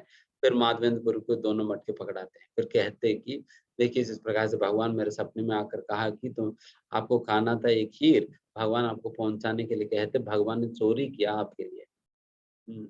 एंड इस प्रकार की चोरी करने के बाद ही उस गोपीनाथ जी का नाम पड़ा खीरा चोर गोपीनाथ। खीर की चोरी करने वाला गोपीनाथ है, खीरा चोर गोपीनाथ। तो भगवान खुद चोरी किए थे अपने वक्त के लिए। देन फिर ये ब्राह्मण जो है माधवेंद्रपुर को बहुत उनकी बहुत गुणगान करने लगा। आप इतना महान भक्त हो, आपके लिए भगवान चोरी किए थे, वैसा वैसा करके जब गुणगान करने लगे तो माधवेंद्रपुर को लगा कि अगर ये बात सारा गांव में पता चल जाएगी तो सभी लोग आकर मुझे ग्लोरीफाई करेंगे, मेरे गुणगान करेंगे। इस प्रकार की स्थिति आने के पहले मुझे यहाँ से भाग जाना है करके रातों रात वहां से दौड़ते हैं माधवेंद्रपुरी। वहां से दौड़कर फिर जगन्नाथपुरी हम पहुंच जाने चाहिए करके दौड़ कर पहुंचते हैं जगन्नाथपुरी। और फिर जितना देर में वो जगन्नाथपुरी पहुंचते हैं, जगन्नाथपुरी पहुंचते ही उनको एक आश्चर्यजनक दृश्य दिखाई पड़ता है। क्या होता है कि माधवेंद्रपुरी का स्वागत करने के लिए वहां पर बहुत बड़ा मेला लग जाता है। वहां पर बहुत बड़ा मेला लग गया। देन बाद में पता चला कि माधवेंद्रपुरी पहुंचने के पहले ही माधवेंद्रपुरी की महानता के विषय में बातें होते जगन्नाथपुरी में पहुंच गई। एंड ऐसा महान माधवेंद्रपुरी का स्वागत करने के लिए सारा जगन्नाथपुरी की लोग जो है आकर फिर उनके स्वागत करने लगे। तो इस प्रकार से भक्त जो है प्रतिष्ठा से भागते हैं। तो इसलिए बेचारे उन्हें भक्तों से शादी करना था तो भक्त शादी नहीं करते हैं, और जो लोग प्रतिष्ठा से शादी करने के लिए उनका पीछे पड़ते हैं, उनको पसंद नहीं करती है प्रतिष्ठा। तो इसलिए वो हमेशा के लिए प्रतिष्ठा नारी सदा कुंवारी, सदा के लिए कुंवारी रह जाती है। देखिए भक्तों का ख्याति असलियत में ख्याति है। बाकी सभी लोगों को तो दुनिया एक समय के बाद एक न एक समय तो भूल जाती है। जैसे उदाहरण के लिए आप देखिए इस दुनिया के अंतर्गत सबसे धनी व्यक्ति 500 साल पहले कौन है करके आपको कुछ याद है क्या? किसी को कुछ याद नहीं है, किसी को याद नहीं है। 500 साल पहले कौन थे, क्या था, कुछ मतलब ही नहीं होता। बट वही युधिष्ठिर महाराज 500 साल पहले के नहीं थे, बल्कि 5000 साल पहले के थे। एंड अगर अम्बरीश महाराज के विषय में सुनेंगे, अम्बरीश महाराज तो लाखों साल पहले के थे। प्रहलाद महाराज लाखों साल पहले, लाखों साल के बाद भी उनकी प्रतिष्ठा कम नहीं हुई। हनुमान जी कब के थे? त्रेता युग के थे। इतने लाखों साल बीतने के बाद भी हनुमान जी का ख्याति कम नहीं हुआ ना, हनुमान जी का ख्याति कम नहीं हुआ। तो इस प्रकार से भक्तों को तो जो भगवान श्री कृष्ण की, भगवान की जो भक्ति करता है, तो ख्याति तो असलियत में उनकी है जो कि हमेशा के लिए रह जाता है। बाकी सभी लोगों का ख्याति आज दिखाई देगी, कल खत्म हो जाएगी। इसलिए केवल भौतिक प्रकार की प्रतिष्ठा कमाने के लिए आप अपना समय सारा बर्बाद करोगे। मैं पॉलिटिक्स में जाऊंगा, मैं पॉलिटिक्स में एमएलए बन जाऊंगा, एमपी बन जाऊंगा, पीएम बन जाऊंगा, कौन याद रखेगा? ज्यादा से ज्यादा जनरल नॉलेज के अंतर्गत यही पूछा जाता है कि भारत की फर्स्ट प्राइम मिनिस्टर कौन है। सेकंड प्राइम मिनिस्टर भी नहीं पूछा जाता है। सेकंड वाला तो भी दिवाला निकल गया। सेकेंड, थर्ड, फोर्थ, उसके बाद 50 लोग हुए। 50 लोग किसी ने भी याद नहीं करा। सभी लोगों को कालांतर में भूल गए। सभी लोग प्रधानमंत्री को ही जब भूल जाते हैं तो हम कौन सा मंत्री हैं याद रखने के लिए। तो इसलिए कोई कहते हैं कि मेरे प्रेस्टीज की बात है, तो प्रेस्टीज है क्या कि बात करने के लिए, है ना? प्रेस्टीज है ही नहीं अपनी कुछ। तो इसलिए हमें समझना है कि असलियत में अगर कोई प्रेस्टीज है या कोई प्रतिष्ठा है, वो केवल और केवल भक्ति है। उन्हें लोग सच्चे हृदय के साथ और रियल एप्रिसिएशन के साथ लोग याद रखेंगे। बाकी सभी लोगों को तो सामने से एप्रिशिएट करेंगे, पीछे से गाली देंगे। पीछे से गाली देंगे, सामने से तो कहेंगे वाह रे वाह, वाह वाह वाह करके कहेंगे। तो हम सामने से सुनेंगे और हमें लगे अरे तो बहुत वाह वाह कर रहे हैं, बट पीछे से जो गाली दी वो नहीं सुनते। तो इस प्रकार से युधिष्ठिर महाराज की ख्याति है, सारे लोगों में फैला हुआ है।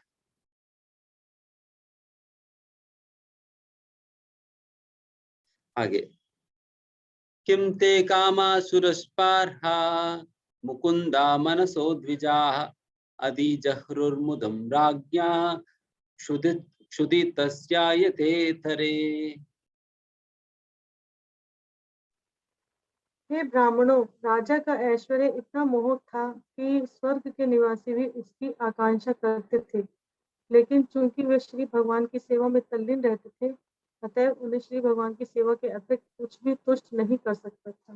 देखिए, बहुत अद्भुत बात कह रहे हैं कि युधिष्ठिर महाराज के पास इतना संपत्ति था, जिस संपत्ति को देखकर देवताओं को भी ईर्ष्या होता था। उनको भी ईर्ष्या होता था, उतना संपत्ति था युधिष्ठिर महाराज के पास। बट युधिष्ठिर महाराज इतना सारा संपत्ति होने के बावजूद भी उनको आनंद उस संपत्ति से नहीं मिल रहा। उनको आनंद मिल रहा है भगवान श्री कृष्ण की सेवा करने से। भगवान की सेवा करने से उन्हें आनंद मिल रहा है, ना कि अपनी संपत्ति से नहीं। क्योंकि आप सोचिए, कोई भी जड़ चीज, हम चेतन हैं, वो जड़ वस्तु है। जड़ चीजों से चेतन वस्तु को कैसे आनंद मिलेगी? हम सुपीरियर इन क्वालिटी है। जड़ तो उनके अंदर कोई चेतना ही नहीं है, मरा हुआ वस्तु है वो। तो वो आपको क्या आनंद दे पाएगी?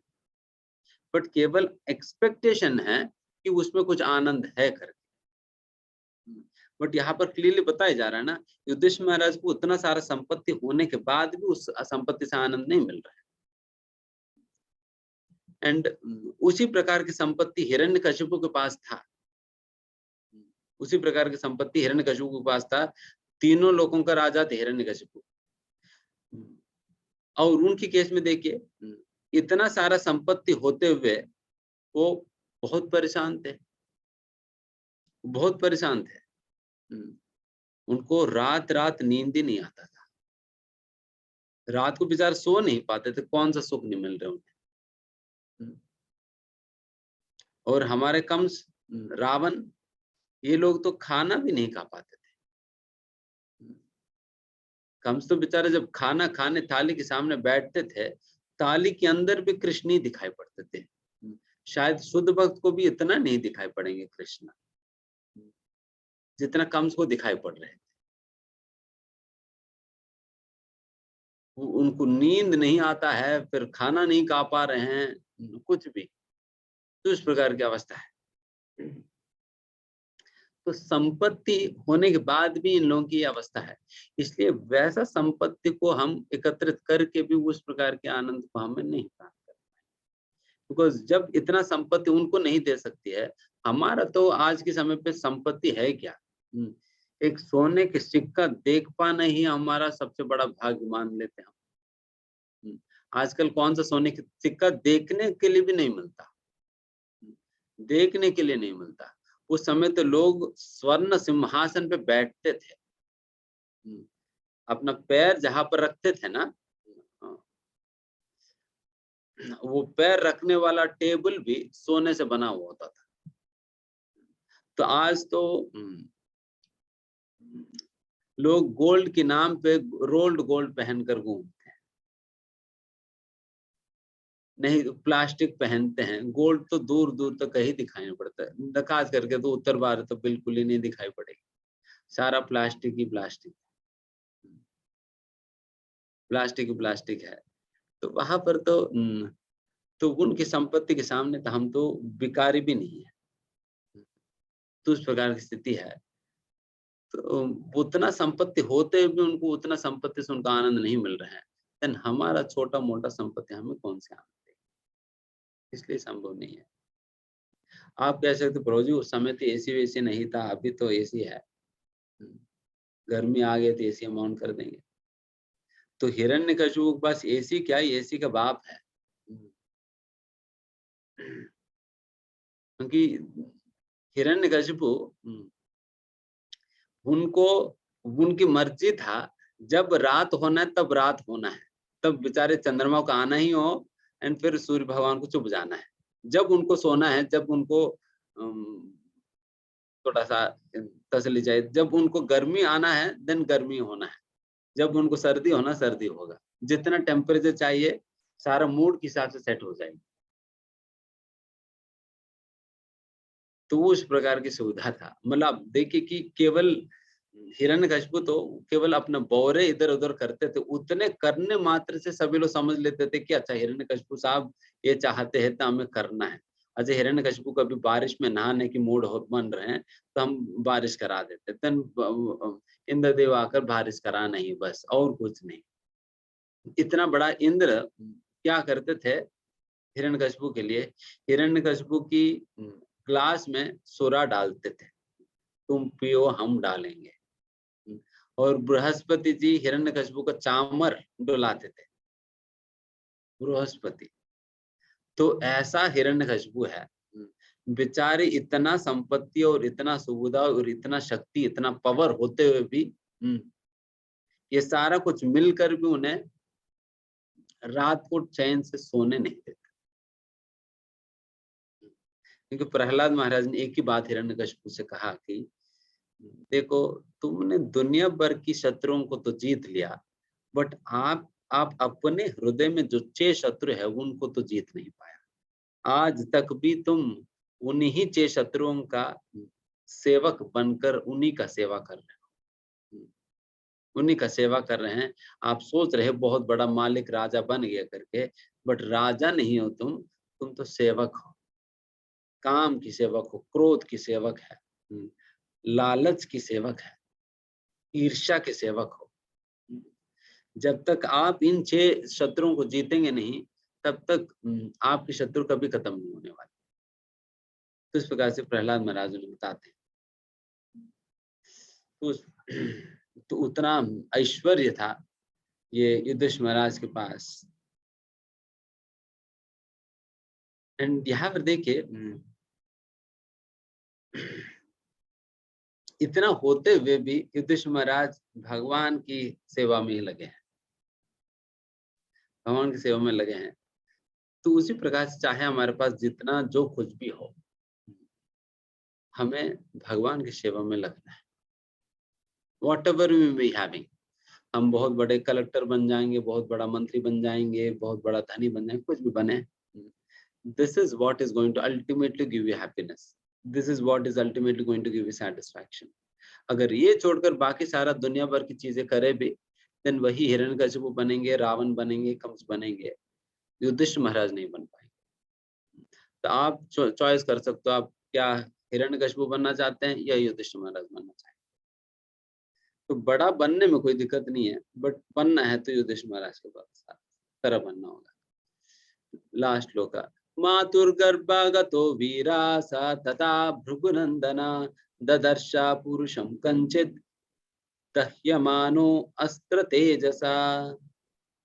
हे भृगुपुत्र शौनक, जब महान योद्धा बालक परीक्षित अपनी माता उत्तरा के गर्भ में थे और अश्वत्थामा द्वारा छोड़े गए ब्रह्मास्त्र के ज्वलंत ताप से पीड़ित थे, तब उन्होंने परमेश्वर को अपनी ओर आते देखा।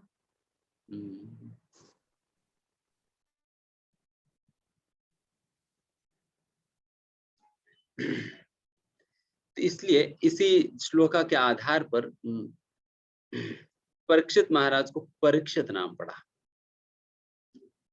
क्योंकि परीक्षा से, क्योंकि परीक्षित महाराज की उनकी क्या सौभाग्य परीक्षित महाराज का कि वो जन्म लेने के पहले ही माँ के पेट के गर्भ में ही उनको भगवान के दर्शन हो गए।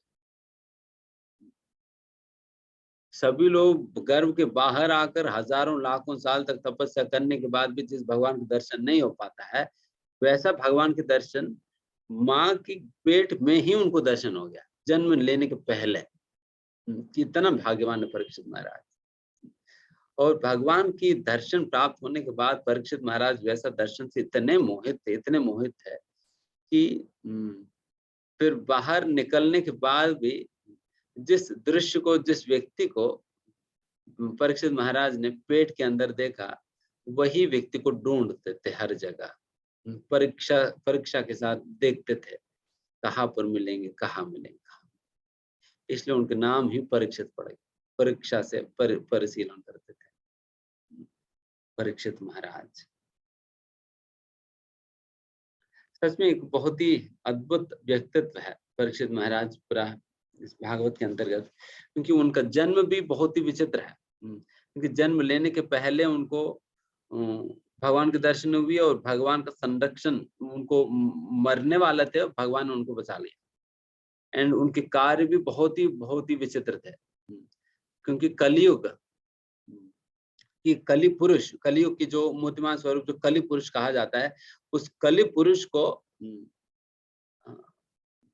दंडित किए थे परीक्षित महाराज, दंडित किए थे। एंड आप आगे जाकर देखेंगे दिन, फिर जब दंडित किए तो पूरा जान से मार दिए होते, आज कलयुग होता ही नहीं।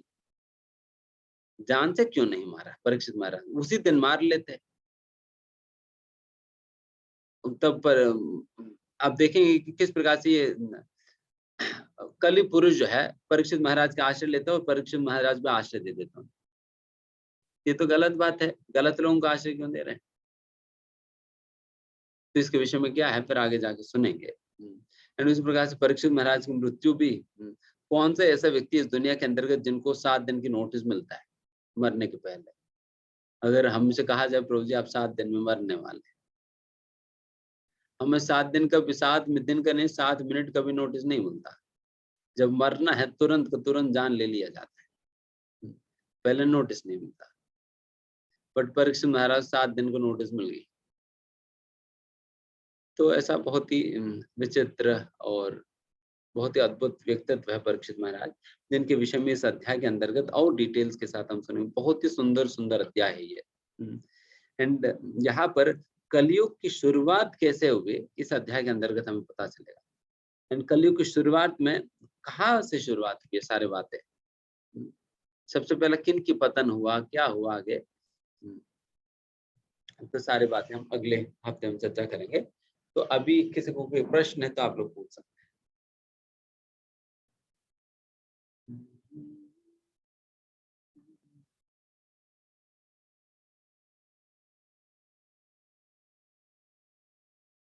यस, सुमन शर्मा माता जी।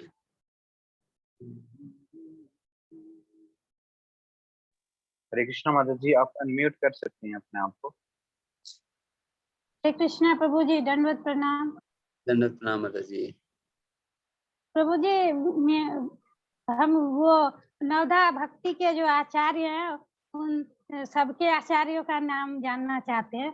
जैसे श्रवण आचार्य परीक्षित महाराज, उसके बाद और भी जितने भी नवविधा भक्ति है उन सबके आचार्य का नाम जानना चाह रहे।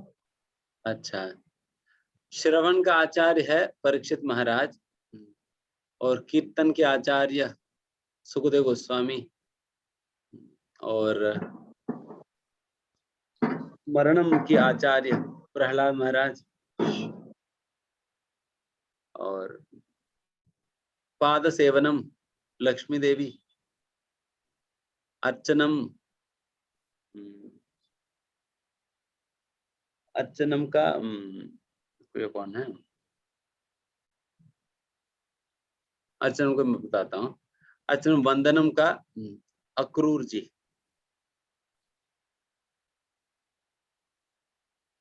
अर्चनम वंदनम, दास्यम का हनुमान जी, और सख्यम है अर्जुन, और आत्मनिवेदनम अम्बरीश महाराज। और अर्चनम का ना पृथु महाराज। पृथु महाराज ना, पृथु महाराज सही है। अर्चनम को पृथु महाराज है।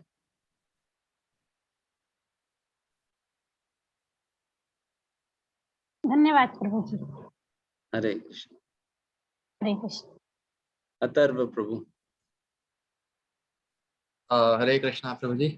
प्रभु जी, आपने बताया था कि परीक्षित महाराज को श्राप लग गया और फिर उन्होंने तुरंत ही अपना जो सब कुछ था, राजा जो उनका क्या कहते हैं प्रॉपर्टीज जो भी सब उन्होंने छोड़ दिया।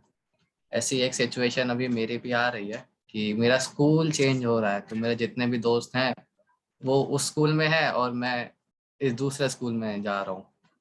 प्रभु जी, आपने तो गाइड कर दीजिए, क्योंकि अगर मैं इतना भी नहीं कर पाया तो फिर आगे क्या ही कर पाऊंगा।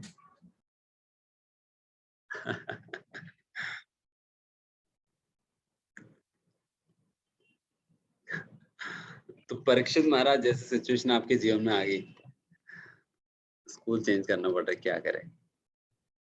तो मम्मी कहो फिर स्कूल मत चेंज करो। देखिए,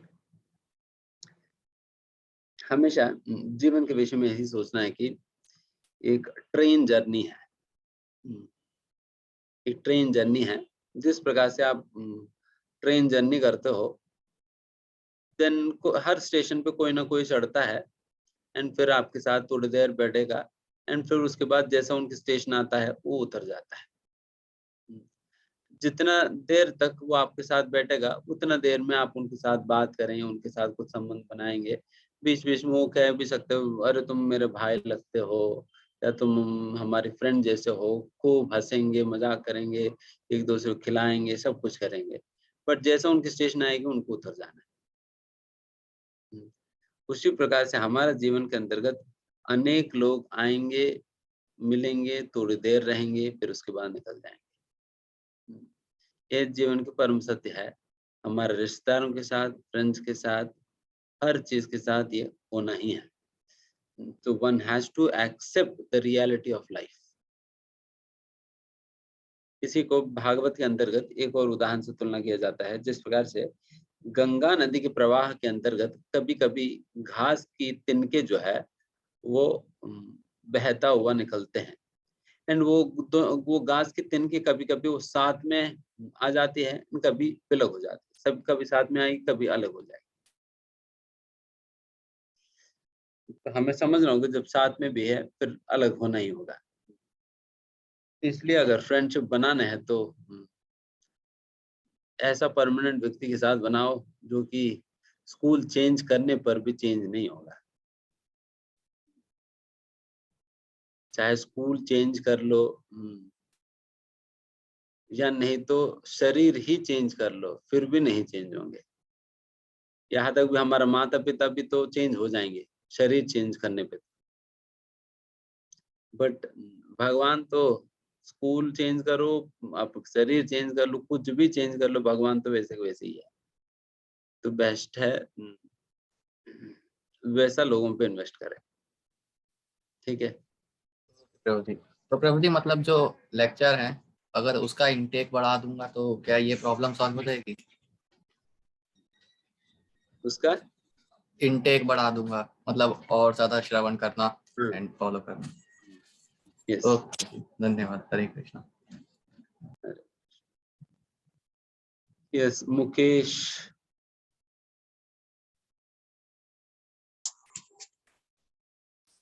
हरे कृष्णा प्रभु जी, दंडवत प्रणाम। प्रभु जी, एक प्रश्न था कि जैसे कि आप बता रहे थे कि युधिष्ठिर महाराज जैसे राज ऋषि की श्रेणी में आते थे और वैष्णव भी थे परम। तो प्रभु जी ये मतलब दुर्योधन के साथ, कौरवों के साथ जुआ खेलने के लिए कैसे प्रेरित हो गए? क्योंकि वैष्णव के तो 4 नियम है जिसमें से जुआ खेलना भी मना है, तो वो तो उनको पता ही था, फिर भी क्यों खेलने बैठ गए? तो वैसा एक क्षत्रियों में ना एक नियम होता है। जैसा कि उदाहरण के लिए किसी को मारना भी तो गलत है, बट फिर भी क्षत्रिय मारते हैं। उसी प्रकार से जुआ खेलना हालांकि ये गलत है, बट फिर भी क्षत्रियों के अंतर्गत एक ऐसा नियम होता है, उस नियम के अनुसार ये कि जब कोई अगर कोई चैलेंज करे जुआ के लिए या युद्ध के लिए, उन्हें उस चैलेंज को स्वीकार करना होता है, वो मना नहीं कर सकता है। तो उसके कारण, उस मजबूरी के कारण युधिष्ठिर महाराज को ऐसा कार्य में भाग लेना पड़ा, है ना। जी प्रभु जी, धन्यवाद।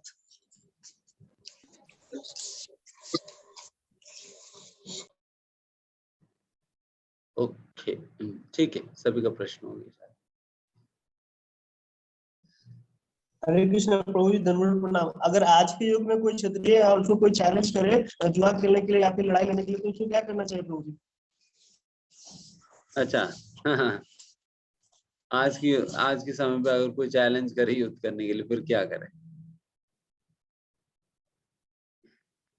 देखिए, धर्म ये अलग अलग वर्णों के लिए अलग अलग प्रकार से होता है। एक ब्राह्मण के लिए वही परिस्थिति में अलग प्रकार का धर्म होता है, एक क्षत्रिय के लिए अलग, वैश्य के लिए अलग, शूद्र के लिए अलग, बिकॉज उनके पोजीशन के हिसाब से उनको उस प्रकार की निर्णय लेना होता है। तो यहाँ पर क्षत्रिय की दृष्टिकोण से, यह क्षत्रिय की रिस्पेक्ट में बताई गई है। एक क्षत्रिय को जब चैलेंज किया जाता है, उन्हें इस प्रकार से जाना होता है।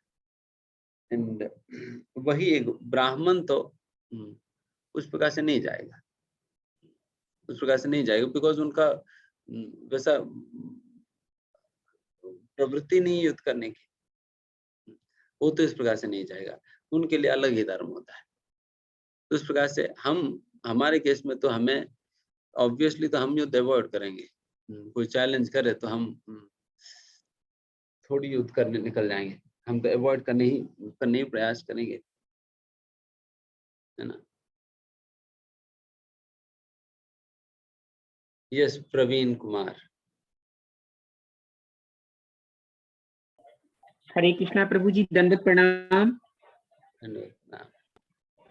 प्रभु जी, हमारा क्वेश्चन थोड़ा सा गीता से, जब गीता कोर्स कर रहे थे उससे रिलेटेड है, पूछ नहीं पाया था। प्रभु जी, मेरे पिताजी मतलब 5 जून को ही 2021 को मतलब भगवान लोक में कह सकते हैं चले गए।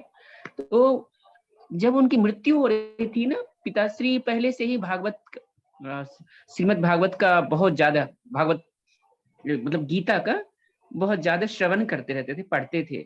तो अंतिम अवस्था में भी जो ना, तो मम्मा से, मेरी माता जी से बोलते थे कि तुम पढ़ते रहो। तो जब उनके प्राण छूट रहे थे तो मम्मा ने छोड़ दिया सब कुछ और उनको देखने लगे। तो पापा जी ने, मेरे पिताजी ने कहा था कि तुम रुको मत, पढ़ते रहो। बहुत जोर से डांट दिए मम्मा को, फिर वो पढ़ने लगे, इसी बीच में उनके प्राण छूट गए। तो यहाँ पे मैं सोचता हूँ कि मम्मी 2 कर्तव्य से बंधी हुई थी, अपने पति को देखना, फिर वो उन्हीं का इंस्ट्रक्शन था कि तुम गीता रुको मत, पढ़ती रहो।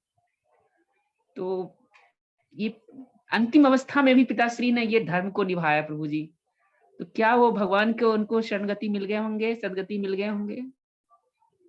देखिए, मतलब मैं कह नहीं सकता हूँ, बट डेफिनेटली जिस प्रकार से आप कह रहे हैं, जी प्रभु जी। अगर भगवान का स्मरण बना रहा उनकी मन में, तो निश्चित रूप से गए होंगे, अगर प्रोवाइडेड उनकी मन में भी भगवान के स्मरण बने रहे। जी प्रभु जी, हरे कृष्ण प्रभु जी। हरे कृष्ण। Okay, done. हरे कृष्णा। हरे कृष्णा प्रभु जी, आपका बहुत बहुत धन्यवाद। तो आज प्रभु जी के माध्यम से हमने सुना परीक्षित महाराज के विषय में। तो परीक्षित महाराज की कृपा से ही हम सबके समक्ष भागवत भगवान स्वयं भागवत भगवान में प्रस्तुत हुए हैं। तो प्रभुपाद जी ने ये भागवत हम सबके लिए सुलभ किया और प्रभु जी के माध्यम से हम सुन रहे हैं। प्रभु जी ने एक सुंदर बात बताई ज्ञान के विषय में। जैसे हम नॉलेज तो कहीं से भी ले सकते हैं, ज्ञान तो कहीं से भी ले सकते हैं, लेकिन वो कैसे अपने जीवन में उतारें, उसको आत्मसात कैसे करें, आत्म साक्षात्कार कैसे करें, उसको उससे कैसे स्वाद प्राप्त करें। तो प्रभु जी ने बहुत सुंदर तरीके से बताया। पाचन, जैसे हम भोजन खाते हैं, फिर उसका पचता है, फिर आंतों में जाकर उसका रस बनता है, तो उसी प्रकार से हम जब भजन कीर्तन करेंगे, साधु संग करेंगे, तो हम उसको आत्मसात कर पाएंगे, उसको जीवन में उतार पाएंगे। तो हमारे लिए परीक्षित महाराज की तरह भगवान के कीर्तन सुनना, उसके विषय में साधुओं का संग करना बहुत ही जरूरी है। तो प्रभु जी का आइए हम सब लोग मिलकर धन्यवाद करेंगे एक बार महामंत्र बोलकर। हरे कृष्णा कृष्णा कृष्णा कृष्ण हरे हरे, कृष्ण हरे हरे, हरे राम हरे राम हरे राम हरे हरे। थैंक यू प्रभु जी। हरे कृष्णा। तो आप सभी प्रभु जी माता जी का बहुत बहुत धन्यवाद समय पर कक्षा में उपस्थित होने के लिए। हरे कृष्णा, हरे राम, प्रभु की जय, श्रील प्रभुपाद की जय।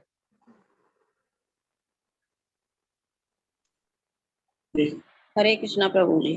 और सैटरडे को यात्रा भी जा रही है, तो आप सब लोग उसमें रजिस्टर कर सकते हैं। सैटरडे यहाँ से नोएडा मंदिर से यात्रा जा रही है गोकुल धाम के लिए। तो जो नोएडा में उपस्थित हैं उनसे निवेदन है कि प्रभु जी माता जी आप सब लोग रजिस्टर कर सकती हैं, क्योंकि 2 दिन का और समय बचा है। आज था तो आज बीत ही गया, और केवल 1 दिन का समय बचा है कल का, शनिवार को तो हम जा ही रहे हैं। तो प्लीज अगर आप नोएडा में हैं या नोएडा के आसपास में हैं तो आप रजिस्टर कीजिए उसके लिए। हरे कृष्णा, बहुत बहुत धन्यवाद।